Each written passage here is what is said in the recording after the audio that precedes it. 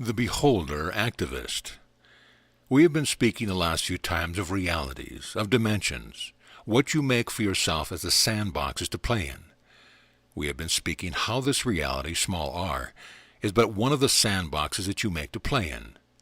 It is one where you build the sandcastles. And then when you have built as much as you want of the sandcastle, you have a choice to knock it over and to build another one of different design for the fun of it, just for the creative fun of it. We have been speaking of how you have made for yourself concepts and boxes within this reality, boxes with labels, where you have felt as a collective consciousness there was a certainty, a security within the box, and yet at the same time you wanted to push out the sides of the boxes because you felt that there must be something more. We spoke of the different dimensional perspectives that you have had through eons of time, with first dimensional consciousness being just that of existence, of having the physical body, the vehicle to express within the physical laws which you have collectively designed and agreed upon, just of keeping the body alive, whatever form of body it was. In what you would see as linear time, in the earliest of times the bodies were not the humanoid that you know now, but they were different forms, because you wanted to play with different forms to see what it would feel like to have the very large or small form, or to feel what it would be like to swim in the ocean or to fly. You experimented with different forms. You have your mythology which has come down to you of the half-human and half-animal, and you have said, well, that couldn't be. How could that ever? Well, that wouldn't be. Animals are beneath humans. So how would there ever be form where there would be a half-human, half-animal? And yet you played with those forms because you wanted to know, how would it feel? The mythology speaks to you of truth, capital T, of the creative nature of you. Animals are not beneath you. Animals are a living form. No matter what the form is, there is a divine spark of spirit which activates that form. You played with first-dimensional perspective and came unto a certain evolution, over which you would see to be a very long time. And yet as you had measured against all of eternity as a snap of the fingers, you came to the second-dimensional perspective by a gradual evolution. It was a gradual change in perspective to a place where there was a bit more of the gathering of humans together and attending, if you will, of the other forms of life. You have in your scriptures, because it was written as the thinking of the day, where God gave man and woman dominion over the animals of the field. Well, that was the thinking of that time. Second-dimensional perspective had to do with existence yet, but a little bit more of the collective grouping together and what could be done as a group. The consciousness evolved, again with a little more of the complexity of groupings, realizing that the group depended on each other, working together as one village, tribe, and grouping. Yet because there was a belief in separation, there was the feeling that a village, a tribe, had to be defended against another group that might appear on the horizon. Then there was an evolution of perspective bringing you into third-dimensional perspective, which is where most of the collective consciousness has been for some time now, as you measure again the linear time. Third-dimensional perspective has much more complexity to it. There is still the belief in separation. There is still the belief in the necessity for preservation of the physical vehicle, the body. But you have taken it to a place where there is much more of the complexity, where you can try to do manipulation for your own defense at what would be a safe distance, where you have played with the manipulation of power. This also was known in second-dimensional perspective as it evolved into third. There was much of the manipulation of temporal power. Third-dimensional thinking has much to do again with separation, the need for defense or offense, and the manipulation of worldly power. But you are coming now to a place where you have been seeing that the sandcastle and the sandbox does not satisfy. It can be quite beautiful. Some of the times you have been the leaders, the kings, the queens, the ones who have wielded much power seemingly over others, where you have been the president or prime ministers or whatever the labeling would be of the grouping, where you have had vast troops at your disposal who could do your bidding, and you sat safely somewhere at the distance. You have seen that it did not fulfill and did not answer the very deep questions within you as to the purpose of life. There must be something more. The still small voice is always asking, always motivating. So you have looked at the sandcastle from all sides. You have been the king, the queen, the prime minister, the ones who ruled. You have been the ones who were ruled, the ones who were the troops, the ones who were the servants, the ones who did the bidding of others who seemingly had more power. You played your scripts very well, with all the nuances over and over, until you come to a place where you have said, I'm complete with that sandcastle. I know what it looks like from the outside. I know what it looks like from the inside. I know what it looks like from the perspective of looking down at it. I'm finished with that one. I want to know truly what is sand. You come to a very basic question. That is where collective consciousness is now in its evolution, standing upon the threshold of completion with a certain sandcastle. You see much of conflict. It is brought to you on your airways, your television, your news media, your papers, even on the World Wide Web. There is information that comes to you of conflict and completion. Count it all as good, even though it does not look to be good. It is working to bring ones who are involved in whatever is going on to a place where they are finished with the sandcastle.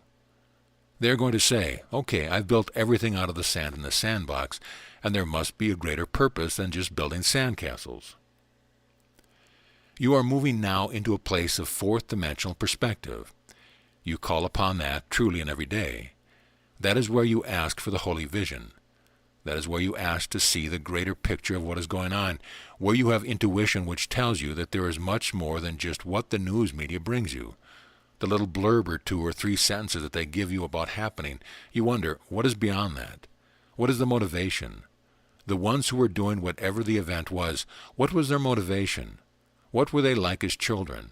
How were they molded in their grown-up years? Even if you see them as the teenage ones who are taking up arms and behaving as though they were the graybeards, what was their molding and how did they start out? Why do they see it necessary to do whatever choices they are doing? So you ask those questions in fourth-dimensional questioning and you wait for an answer. The answer comes through in the quiet times, perhaps as you are going about your daily activity of driving the vehicle, washing the dishes, taking a shower, whatever. The answer comes to that there must be much more than what is happening here. You move into a place of fifth-dimensional perspective where you do indeed have a holy vision, where you do indeed see that threads, seemingly separate, are being woven together in a beautiful tapestry, into a beautiful place of the completion where ones will lay down their swords, where ones will lay down all the great and grandiose plans for ruling and will say, "You are my sister, you are my brother. Surely we can live together in harmony." There must be a way because we have tried all the other sandcastles and they have not brought us fulfillment. You sometimes stay in fifth-dimensional consciousness for a moment or so, sometimes for a bit longer as to the length of the meditation, as to the length of what you are willing to contemplate. You get a glimpse of something much larger than just third-dimensional density, separation, need for defense, and vulnerability. You come to the place where you realize that the spirit which I am cannot be threatened. The body, yes, can be asked of me and I can release it, but the spirit of me cannot be threatened. It is from before time, and it will continue after the purpose of time has been completed. It will continue in its expansion to create, to experience, to express. The realization brings to a certain place of peace within, that no matter what else is going on around you, and there may be much of chaos going on around you, the spirit of you needs no defense. The spirit of you have always been and will forever be. That gives you pause to breathe the divine breath of the connection with your oneness with the Father, Mother, God, Goddess, all it is. It gives to you new perspective as to what you have to do with third-dimensional activities. You are at a most wonderful place now where you are bridging third-dimensional perspective because you understand world perspective. You know what the brothers and sisters are feeling. You have been there. You have felt it yourself. And there are many times when you cry unto the heavens and you would like something changed.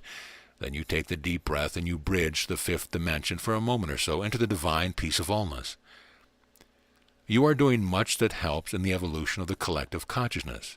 As an entity, the collective consciousness has a soul, and that soul is crying out for healing, the same as individual souls are crying out for healing. The collective consciousness is at a place now where it is ready to entertain a new perspective. Those of you who are willing as you are to be complete with the old sandcastles and to move on to the bigger questions as to what is sand? What is this box I think I'm in? Perhaps it isn't a box at all. I thought it was a sandbox, but where are the boundaries? Where are the edges? As you are willing to play with these questions, you affect all the collective consciousness because there is no separation. What you do goes out and touches other ones. You have seen this as you have been with a friend who has been struggling with a problem, and they have asked you for help. You may not know the specific answer to whatever their problem is, but you have known that there is an answer. And sometimes when ones are so close up against a problem, They cannot see that there even would be an answer. They feel like everything is coming down on top of them and there is no way out, no hope. You sit with them and say, well, I don't know exactly what the answer is, but I know there's an answer. I know that it is not quite as dark and as heavy as you've perceived it to be. With that small mustard seed of hope, you have changed the vibration that the other one was in. With that small bit of new perspective, a shift, and it is a shift. You have given to them a vibrational upliftment. It gives them a new vibrational quality which then moves them into a space where they can entertain ideas of change. As you are abiding as the bridge between third-dimensional thinking, which you know so well, and fifth-dimensional freedom, you find yourself more and more in the place of the beholder. The place where you can see and understand the third dimension is all about. You know it very well. You have played the scripting over and over and over and over. And when you are not actively playing the script, you are in the wings waiting for the next time you would be on the stage. So you know third-dimensional thinking very well, but you are now spending more and more of your time in the fifth-dimensional perspective, in a place that knows hope, that knows holy vision, and you see with greater clarity how everything works together to bring out the divinity which has been forgotten for so long. As you are in the place of the beholder, ideas come to you which then bring back and to put into action third-dimensional perspective, because you have a wider vision, a greater understanding of how things fit together. You become the beholder activist, which sounds like a contradiction, and yet it is not. Because you come from the place of beholder, where you ask for the holy vision, and then you bring the ideas from that place and you put them into action in the third dimension, as in giving to another one the words of advice, encouragement, as in rising up and speaking your truth. In the months to come, there will be many actors playing the scripts upon the stage. You will envision from fifth-dimensional perspective that which you know can be, which will allow you to speak your truth, and to be the activist in third dimension, to come together with others of like mind and to speak out for what you believe and what you know can be, and for what you know will be, because there will be evolution of consciousness. That is a given. The timing of it is up to improv. That is up to the 100th monkey concept, where all of a sudden there is a shift that does happen in the evolution because enough of the collective consciousness has gotten it. With your perspective from fifth dimension, from holy vision, from the place that knows divine clarity, you work in third dimension. That is why truly you have taken incarnation at this time, to be the beholder activist, to bring a new perspective to this place which is crying out for the evolutionary leap. The harvest is ready. It has seemed in times past that the harvest was aplenty, but the harvesters were few. But you are meeting more and more ones who are ready to help with the harvesting, the evolution of collective consciousness into a new perspective. You have agreed that you will come together once again, and you will write on your web, you will write on your papyrus, your paper, that which needs to be written. You will make the telephone calls, and you will speak your truth one-to-one in groups. You know the evolution of collective consciousness into fifth dimension is going to be. It is going to happen. You can take heart from that. Some of you have been hoping, desiring, praying, and then at some time thinking, but not in my lifetime, and yet you are very, very close. The veil is growing thinner all the time, and there are more and more of ones such as you, of like mind, who are complete with the most intricate sandcastle. Now you are asking, what is sand? You come from a place where there's allowance for ones to do their completion. You understand that. But at the same time, that does not keep you mute. You give hope. You give vision. You put it out there in front of the ones who are right on the verge of knowing their completion and wondering, where do I go from here? Do I go back to what I've always known, or do I go forward? They do not even put that question to words. It's not even verbalized. Then you come along and you say, I have this vision. I know it will be where ones will live in harmony, will respect each other, because we are of the same Creator, of the same life principle. We are alive. If you can find no other common denominator, you can find that you are alive, right? You come along, and as the beholder, you bring into third-dimensional consciousness a new perspective. Now, just because you love the other ones, which you do, and you recognize their divinity and you respect what they are completing, it does not mean that you have to be mute. It does not mean that you have to go off and take yourself to a monastery somewhere, which you have done previously in other lifetimes. or to take yourself to a cave way up in the mountain somewhere, and then commune with the divine masters as you have done in other lifetimes. This lifetime, you have agreed to be the beholder activist. It is one of the more challenging roles to play because separated ego is going to say to you, "You'd better not say that. You've tried that before, and what happened? You were burned at the stake. What happened before? The head was asked of you." The separated ego is also going to say, "What right do you have to suggest such an idea, that there could be harmony? Ones have always lived in groupings that had to defend themselves. It's always been that way. There's always been a leader, someone who would guide us, tell us where to go. What happens if we live in harmony and equality? Who's going to tell me what to do? Where is my security?" So separated ego is going to give you a listing of all kinds of problems, challenges, threats, and warnings. That's okay. You take those questionings and warnings to a place of fifth dimensional perspective, and you breathe and you say, "That which has been." But that does not mean it goes into the next moment. You are free right now of all past baggage. You are free right now of old past belief systems and self-images and image of what others and what the world had to be. If you will claim that freedom right now, beloved one, and you do, you are free, completely free. We have spoken that there is going to be much of a shift of change, some of the wings of the sandcastle collapsing. Count it all as good. Know that the old sandcastles have to come down before the new ones can ever be contemplated, before the new ones can even be thought. Allow yourself to expect change. Allow yourself to welcome change. Allow yourself to be in that place of readiness that goes immediately to fifth dimensional perspective anytime anything new comes to you. Take the deep breath and go to the place of holy vision. Then as you are guided, come back to this place that yet believes in a certain paradigm of collective belief and become the activist with a new perspective. That is what is being asked of you. Now it is time. You will find yourself busier than ever and yet at peace, a very peaceful place of fifth dimension, being the beholder and yet being the activist. Not to sit as the hermit, you have done that, but to read, to write, to speak, to act. And it does not have to be in holy words. In fact, if you are to speak sometimes with scriptural passages, ones will be at a place of closing their doors, the doors of the ears and heart. If you speak to them in a language which they understand, and they look to you and they relate, there is much of commonality and oneness that comes forth, and that, beloved one, is healing and evolutionary. I would do with you again a meditation. I would do with you now what is called a coming to a place of peace. So allow yourself to take a deep breath and bring to mind something that has happened, either in the past 24 hours or longer if you want to go back further, where there has been something that you would like to understand better, perhaps something that your news media has brought to you, perhaps something that a friend has said to you, perhaps something that the body has said to you. Allow yourself to bring to mind something that has been a question mark, perhaps a piece of information that you have read and you have wondered, is this true? And if this is true, what happens now? Bring that to mind. Taking another deep breath, expand the mind into the place of the beholder, that place which is peaceful and open, willing and ready to receive, willing and ready to see expanded understanding. Look upon what you have been contemplating and see if there is energy to it. See if there are colors that dance around with it. See if there is a path that leads from it, and where does that path go? Sit with that question and ask of it as you would a master. What is your message?